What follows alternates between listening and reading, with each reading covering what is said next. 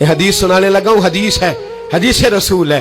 جوان خاص کر کے ذرا میری بات پہ توجہ کریں، اور بزرگ خاص کر توجہ کریں جنہوں نے تربیت کرنی ہے۔ سنیں، حضور کی بارگاہ میں ایک نوجوان آیا ہے، یہ سنگ میل ہے حدیث، اس کو یاد رکھنا۔ عرض کی حضور میں سارے گناہ چھوڑ سکتا ہوں، زنا نہیں چھوڑتا۔ حضور مجھے زنا کی اجازت ہونی چاہیے۔ میرے حبیب نے تھپکی دی، بٹھا لیا۔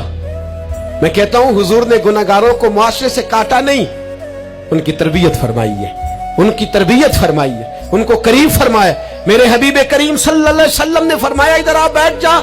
بیٹھ گئے۔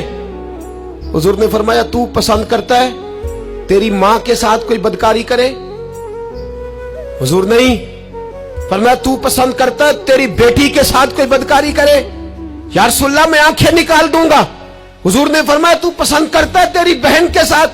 حضور میں کاٹ ڈالوں گا وہ ہاتھ جو میری بہن کی طرف اٹھیں گے۔ فرمایا تو پسند کرتا ہے کہ تیری خالہ پھپھی ممانی کی طرف کوئی ایسی حرکت کرے؟ حضور میں کاٹ کے رکھ دوں گا ان لوگوں کو جو بات بھی کریں گے۔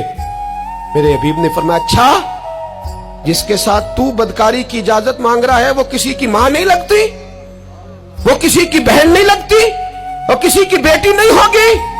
یاد رکھے ملا جلال الدین رومی 1، امام غزالی 2، اعلی حضرت فاضل بریلوی 3۔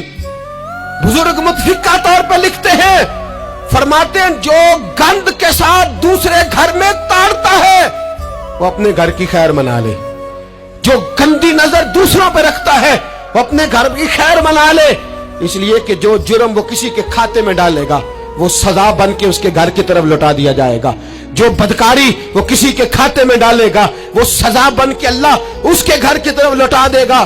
اگر اپنے گھر کو پاک رکھنا چاہتے ہو تو دوسروں کی طرف پاک نظر رکھنی شروع کر دو۔